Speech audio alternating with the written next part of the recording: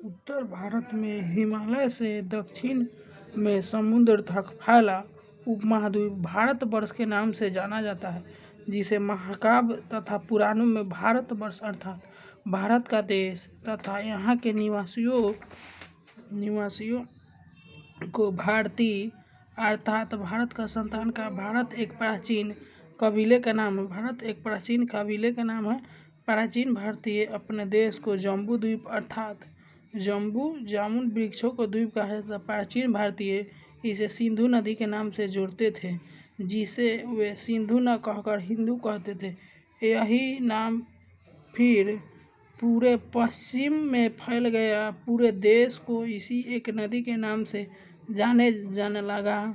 यूनानी इसे इंदे और अरब इसे हिंद कहते थे। मध्यकाल में इसे हिंदुस्तान कहे जाने लगा। यह शब्द भी फारसी शब्द हिंदू से बना है। यूनानी भाषा के इंदे के आधार पर अंग्रेज इसे इंडिया कहने लगे। विंध्या के पर्वत श्रृंखला देश के उत्तर और दक्षिण दो भागों में बांटती है। देखो बच्चों, विंध्या के उत्तर पर्वत श्रृंखला देश के उत्तर और दक्षिण दो भागों में बांटती है। उत्तर में इंडो यूरोपीय परिवार भाषाएं बोलने वालों की और दक्षिण में द्रविड़ परिवार की भाषाएं बोलने वालों की बहुमत है। भारत की जनसंख्या जिन प्रमुख नस्लों के लोगों को मिश्रण से हुआ है इस प्रकार है: प्रोटो ऑस्ट्रेलोइड, पोलिया, मेडिटेरेनियन, काकसॉइड, निग्रोइड और मंगोलॉइड है। भारतीय इतिहास के अध्ययन की सुविधा को तीन भागों में बांटा गया है: प्राचीन भारत, मध्यकालीन भारत, मध्यकालीन आधुनिक भारत। इतिहास सबसे पहले इतिहास के तीन भागों में बांटने का श्रेय जर्मन इतिहासकार क्रिस्टोफर शेरेर का है। प्राचीन भारतीय इतिहास के विषय में जानकारी मुख्यतः चार स्रोतों से प्राप्त: धर्मांध ग्रंथ, ऐतिहासिक ग्रंथ, विदेशिया का धर्म पुरातात्विक संबंध। देख, भारत का सर्वप्राचीन धर्म ग्रंथ वेद है।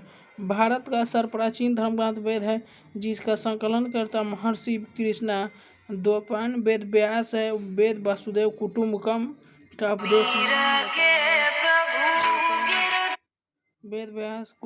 का उपदेश माना। भारतीय परंपरा वेदों को नित्य तथा अपूर्व से मानती है। वेद चार है: ऋग्वेद, सामवेद, यजुर्वेद। इन चार वेदों को संहिता कहते हैं।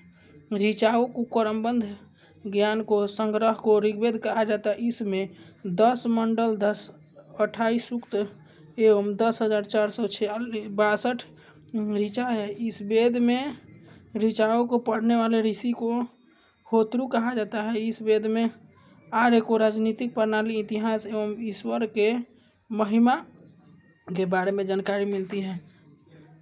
विश्वामित्र द्वारा रचित ऋग्वेद के तीसरे मंडल में सूर्य देवता को सावित्री के समर्पित प्रसिद्ध गायत्री मंत्र, इसके 9वें मंडल में देवता सोम को समर्पित सोम का उल्लेख है। देवता सोम को इसके 8वें मंडल में हस्तलिखित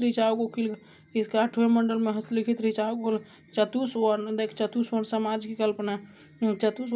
कल्पना के आदि स्रोतों को ऋग्वेद के 10वें मंडल में पूर्व वर्णित पूर्व सूक्त, जिसके अनुसार 4 वर्ण ब्राह्मण, क्षत्रिय, वैश्य आदि शूद्र आदि पुरुष ब्रह्मा के अनुसार मुख भुजाओं जगहों से उत्पन्न हुए हैं।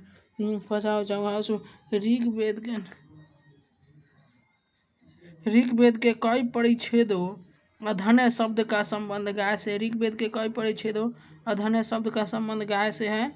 धर्मसूत्र 4 प्रमुख की जातियों, स्थिति, व्यवसाय, दायित्व, कर्तव्यों तथा विशेष से स्पष्ट विभेद करता है।